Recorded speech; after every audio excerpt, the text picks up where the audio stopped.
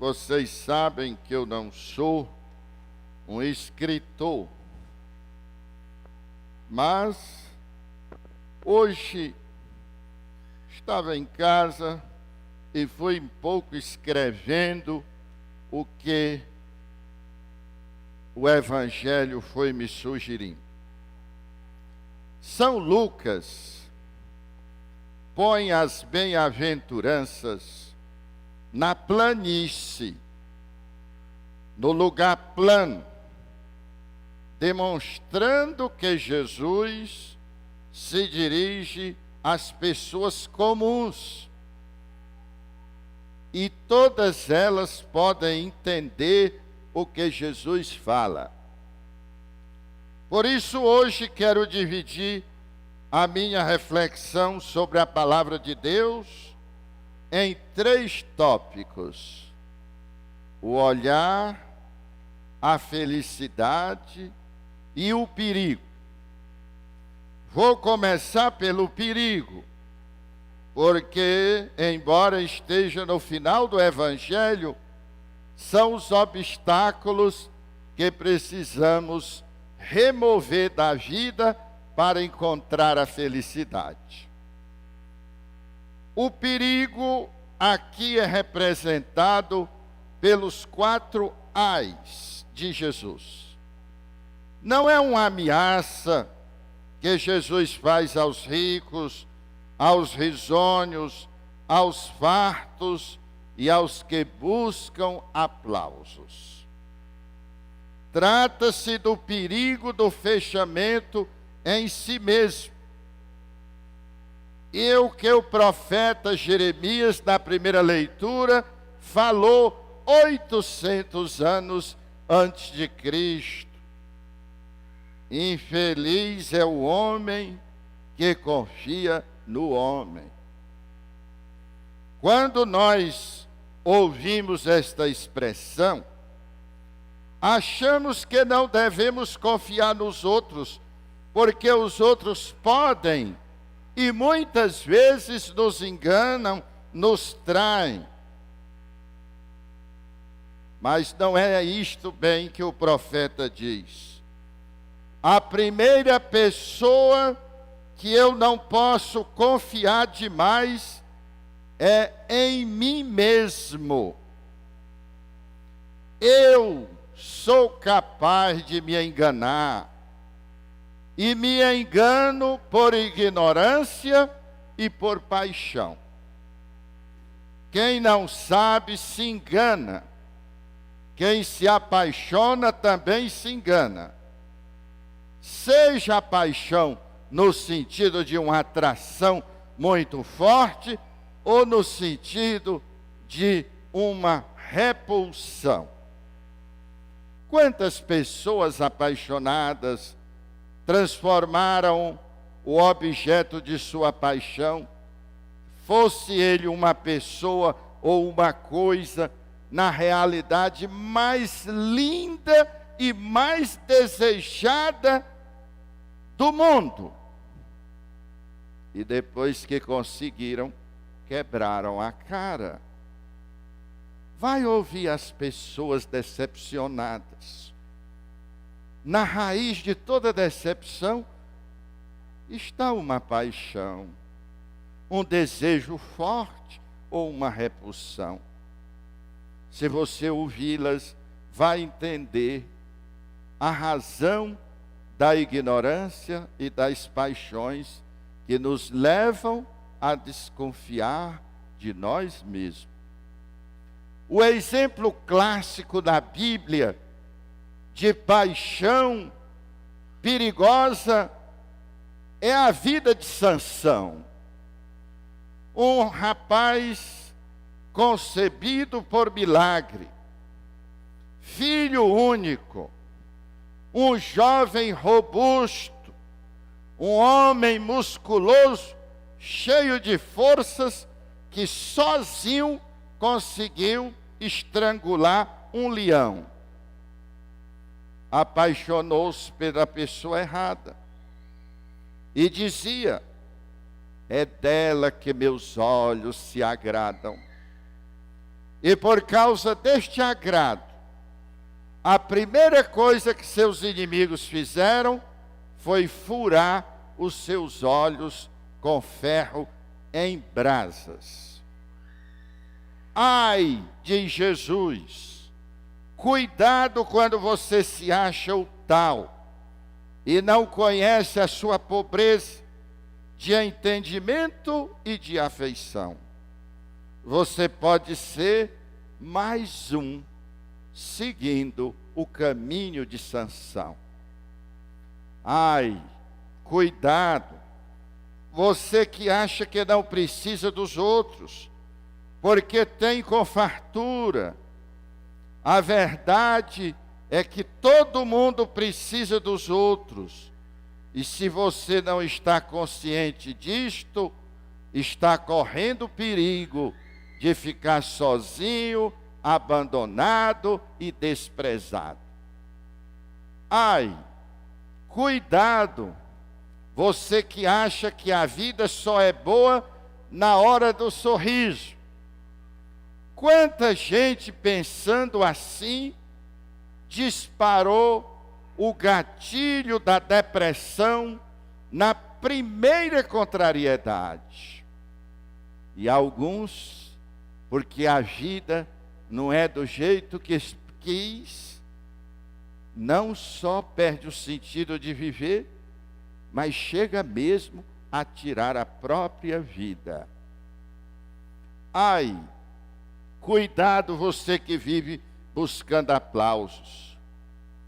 O que realiza uma pessoa não são os aplausos, é a lucidez de se conhecer com humildade e com coragem. Se os aplausos vierem, muito bem. Se os ataques vierem, muito bem também. Nem os elogios, nem as críticas podem mudar uma pessoa. Se você não acredita em mim, faça a experiência. Amanhã na sua casa, no espelho, se possível, em veste de banho, olhe para o espelho e diga: como eu sou feio, como eu sou feia. E observe se você ficou mais feio. Depois você olha para o espelho e diz: ah, eu sou a pessoa mais linda do mundo. E observe se você ficou mais bonito. Assim são as críticas e os elogios. Nem nos tornam melhores, nem piores, nem mais bonitos, nem mais feios. A felicidade é o que todas as pessoas procuram. E procuram o tempo todo, em toda parte. E por que nem todos encontram? Exatamente devido à ignorância e às paixões desordenadas. O coração humano se engana e compra gato por lebre, troca o certo pelo errado, prefere a mentira em vez da verdade, e quando se dá conta, já perdeu grande parte da vida. A felicidade é uma construção de dentro para fora em cada pessoa. Essa construção precisa de 2 ingredientes. O primeiro é o conhecimento da natureza humana. E o segundo é agir de acordo com a natureza humana. Para vocês entenderem qual é a natureza humana e nunca mais se esquecerem qual é a natureza humana, eu vou resumir em 2 frases. O ser humano é uma pessoa que pode fazer o que quiser, mas se fizer tudo o que quiser, se lasca. Porque toda pessoa é mortal. E toda pessoa é gregária, precisa dos outros. Vejamos, se você quiser subir na torre da igreja e pular de lá, você pode. Mas se você fizer, você se arrebenta. Você pode comprar veneno, eu não vou dizer onde compro, mas se você quiser, você acha. E se você quiser tomar, você pode tomar. Mas se você tomar, você se lasca. Se não morrer, fica pior do que estava. O mesmo eu posso dizer do álcool, das drogas, do fumo e de todos os vícios. Tem coisas que o ser humano pode fazer, mas se fizer, se torna menos humano. Você pode mentir, mas se você mentir, você se torna menos gente. Você pode roubar, mas se você roubar, você se torna menos gente. Você pode trair seus amigos, seus companheiros, seu cônjuge, sua companheira ou seu companheiro, mas se você fizer isso, você se torna menos gente. Você pode enganar, mas quem engana está enganando-se a si mesmo. Todas estas coisas, se você fizer, você vai se diminuir a cada vez que você fizer. E porque sabemos que vamos morrer, precisamos agir para não perder nem esta vida e nem a vida depois da morte. E porque sabemos que precisamos uns dos outros, precisamos viver amando, acolhendo, fazendo o bem que podemos fazer. Somente vivendo assim, podemos salvar a nossa vida agora e no futuro, depois da nossa morte, como falou São Paulo na segunda leitura da carta aos Coríntios hoje. Portanto, meus irmãos e minhas irmãs, vivamos com espírito de simplicidade voluntária. Aqui está a bem-aventurança da pobreza indicada por Jesus. Vivamos com fome de bondade e de justiça, a começar de nós, sendo bom e justo. Tenhamos fome e sede de sermos bons e nunca nos cansemos de ser bom. Eis a fome bem-aventurada do Evangelho. Vivamos os momentos difíceis na certeza de que nada é para sempre. Decorem isto, as coisas ruins também passam. As coisas ruins também passam.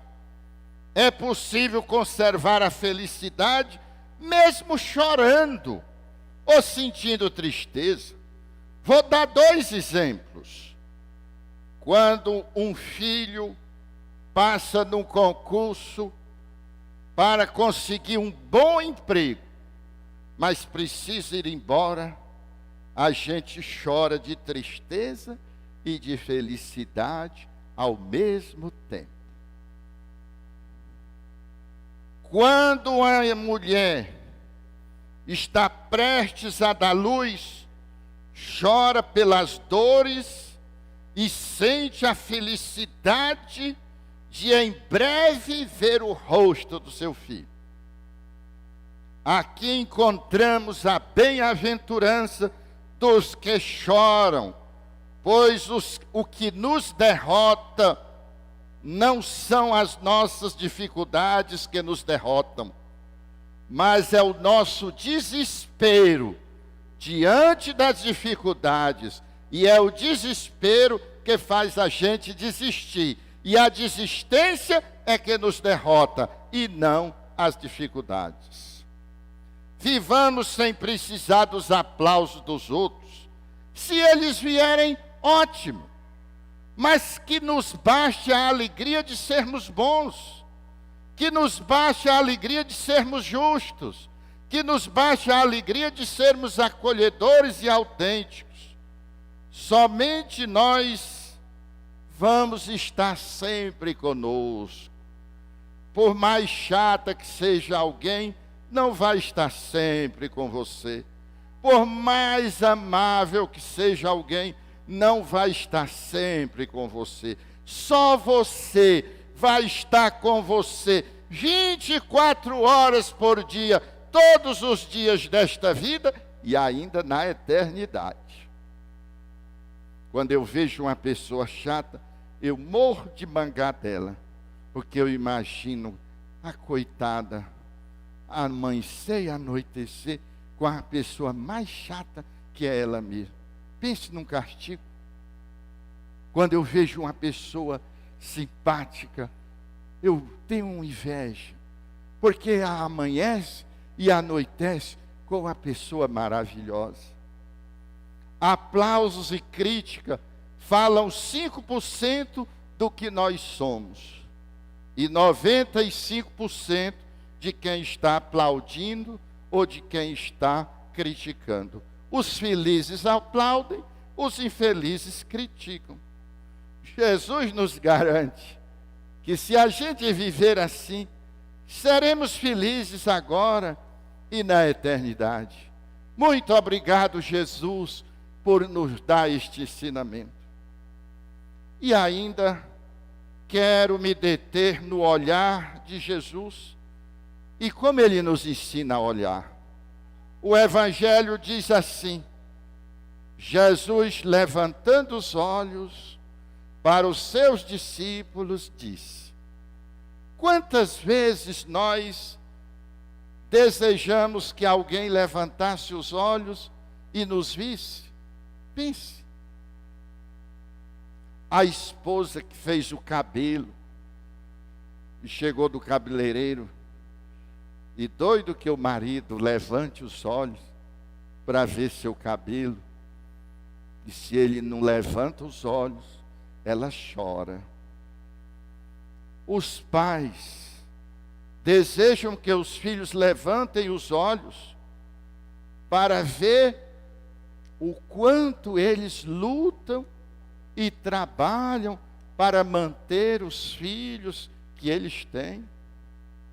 Os empregados sentem e buscam os olhos levantados do seu patrão para ver a sua dedicação e não apenas os seus erros. Os pobres desejam que os políticos levantem os olhos e vejam as suas necessidades nos anos que não são de eleição. Os doentes esperam que o médico que atende pelo SUS levante os olhos e olhe ao menos para a cara dele, que está contando a sua dor. Os que vivem nos orfanatos, como eu já conversei com crianças de orfanato, e o desespero daqueles que completam 10 anos, 12 anos, e quanto maiores eles são, mais eles sabem que será difícil alguém olhar para eles e dizer: eu vou levar você para ser meu filho. Alguns completam 18 anos sem esse olhar, e o diretor do orfanato diz: agora você tem que sair. Os idosos, que no último quarto da casa ou num abrigo estão esperando o olhar dos mais jovens, dos filhos, dos netos, dos parentes e dos amigos. E eles raramente veem estes olhos levantados. Eles que tantas vezes lutaram e sofreram, e agora, porque não podem mais, também não têm mais o olhar de compaixão, de gratidão, de bondade. Sim. E você, para quem tem levantado o seu olhar? Se você observar você mesmo, para onde você olha, você descobre o que você quer, quem você deseja e o que você é nesta vida. Basta que eu veja o seu olhar, para que eu saiba quem é você e saiba quem você quer. Vamos treinar nosso olhar para ver os outros. Vamos olhar agora uns para os outros. Vamos treinar nosso olhar para ver os outros, para ver as suas necessidades, os seus desejos e os seus sonhos, numa palavra. Vamos treinar o nosso olhar para sermos capazes de nos colocar no lugar dos outros. Se nós aprendermos isto, seremos melhores do que somos. Não foi este o grande projeto do Salmo 1 que nós cantamos? Não foi este o grande projeto que ele nos indicou? Pois abracemos de coração e mãos à obra. Louvado seja nosso Senhor Jesus Cristo!